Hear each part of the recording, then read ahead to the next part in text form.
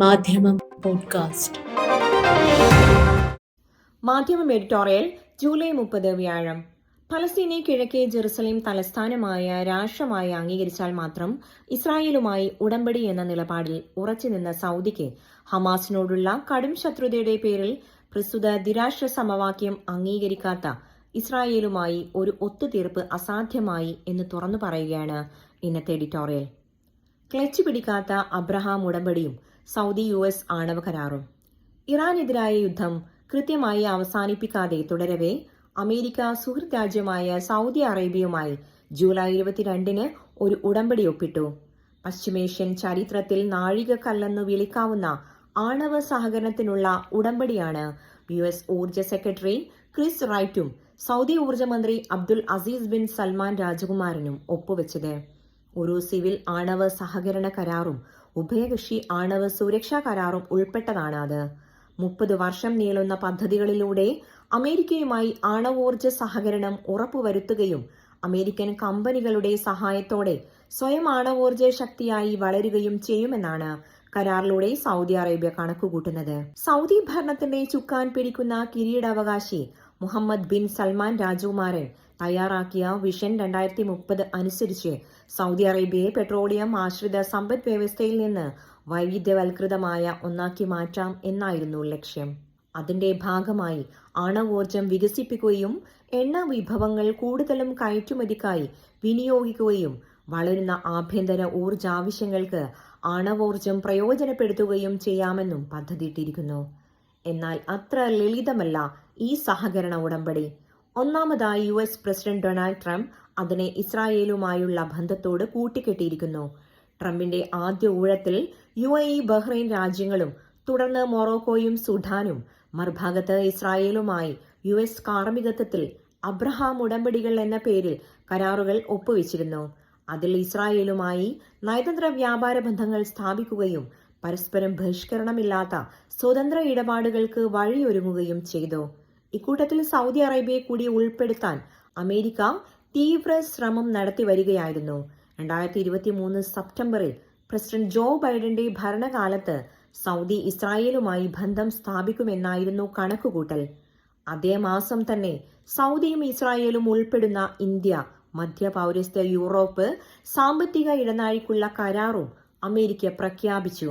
പക്ഷേ 2023 ഒക്ടോബർ 7 ശേഷം ഇസ്രായേൽ ഗസയിൽ അഴിച്ചുവിട്ട വംശഹത്യ സകല അന്താരാഷ്ട്ര മര്യാദകളും ലംഘിച്ചതോടെ സൗദി നിലപാട് മാറ്റി. ഫലസ്തീനെ കിഴക്കൻ ജെറുസലേം തലസ്ഥാനമായ രാഷ്ട്രമായി അംഗീകരിച്ചാൽ മാത്രം ഇസ്രായേലുമായി ഉടമ്പടി എന്ന നിലപാടിൽ ഉറച്ചുനിന്ന സൗദിക്ക് ഹമാസിനോടുള്ള കടും ശത്രുതയുടെ പേരിൽ പ്രസ്തുത ദ്വിരാഷ്ട്ര സമവാക്യം അംഗീകരിക്കാത്ത ഇസ്രായേലുമായി ഒത്തുതീർപ്പ് അസാധ്യമായി. അമേരിക്കയാണെങ്കിൽ ഇസ്രായേലും അറബ് രാഷ്ട്രങ്ങളും തമ്മിൽ സമവായത്തിലെത്തിയാൽ മാത്രമേ ദ്വിരാഷ്ട്ര പരിഹാരം അംഗീകരിക്കൂ എന്ന നിലപാടിലായിരുന്നു. അതോടെ അബ്രഹാം ഉടമ്പടി ചർച്ചകൾ സ്തംഭിച്ചു. എന്നാൽ കഴിഞ്ഞ ജൂലൈ 22 ആണവ സഹകരണ കരാർ ഒപ്പിട്ട അടുത്ത ദിവസം തന്നെ ട്രംപ് പറഞ്ഞത് കരാർ നടപ്പിലാക്കണമെങ്കിൽ അബ്രഹാം ഉടമ്പടിയിൽ സൗദി ചേരണമെന്നാണ്. അത്തരമൊരു നിബന്ധന മുമ്പ് ട്രംപ് പറഞ്ഞിരുന്നില്ല. ആണവ കരാറിലും അതില്ലായിരുന്നു.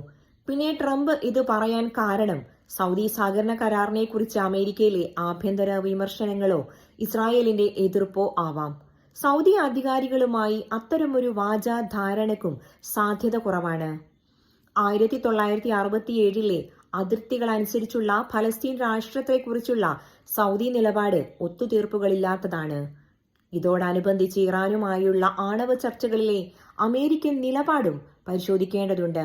യുറേനിയം സമ്പുഷ്ടീകരണത്തിൽ ഇറാൻ വളരെ മുന്നോട്ട് പോയിട്ടുണ്ടെന്നും അത് 60% എത്തി നിൽക്കെ ആയുധ നിർമ്മാണ ശേഷിയുടെ തൊട്ടു താഴെയാണെന്നുമാണ് ഇറാൻ വിരുദ്ധ ചേരിയുടെ പൊതുപ്രചാരണം. പക്ഷേ ഇറാൻ ആണവ നിർവ്യാപന കരാറിൽ ഒപ്പിട്ടതിനാൽ അവർക്ക് സമാധാനാവശ്യങ്ങൾക്കുള്ള സമ്പുഷ്ടീകരണത്തിന് അവകാശമുണ്ട്. യുറേനിയം ശേഖരത്തിൽ സമ്പന്നമാണ് സൗദി. ആദ്യഘട്ടത്തിൽ ആണവ ഇന്ധനം അമേരിക്കയിൽ നിന്ന് ഇറക്കുമതി ചെയ്യുകയും അതിനിടയിൽ 2 വർഷം കൊണ്ട് യുറേനിയം സമ്പുഷ്ടീകരണം പ്രായോഗികമാണെങ്കിൽ അത് നടത്തുകയും ചെയ്യുമെന്നാണ് ഉടമ്പടിയിൽ വ്യവസ്ഥ. എന്നാൽ അതിന്റെ സാങ്കേതിക വിദ്യ സൗദിക്ക് കൈമാറില്ല. സൗദി ഇങ്ങനെ തുണക്കാൻ അമേരിക്ക തുനിഞ്ഞിറങ്ങിയിരിക്കുന്നത് അതിലൂടെ അബ്രഹാം ഉടമ്പടിയിൽ സൗദിയെ പങ്കാളിയാക്കാമെന്ന പ്രതീക്ഷ തന്നെയാണ്. ഒപ്പം ആണവോർജത്തിനുള്ള അടിസ്ഥാന സൗകര്യ വികസനത്തിൽ അമേരിക്കൻ കമ്പനികൾക്ക് മുൻഗണന ലഭിക്കുകയും ചെയ്യും. കൂടാതെ മേഖലയിൽ ആണവശേഷി ഇറാന് പുറമെ ആർക്കെങ്കിലും ഉണ്ടാവുകയാണെങ്കിൽ അത് തങ്ങളുടെ നിയന്ത്രണത്തിലായിരിക്കണമെന്ന അത്യാഗ്രഹവും. ഒപ്പം ഇവിടെയും ഒരു വൻ ശക്തി എന്ന നിലയിൽ ചൈനയുടെ കടന്നുവരവിന് തടയിടണമെന്ന താൽപര്യവും. പക്ഷേ എല്ലാം ചേർത്ത് വെച്ചാൽ White House press secretary Karoline Leavitt പറഞ്ഞിടത്താണ് എത്തുക.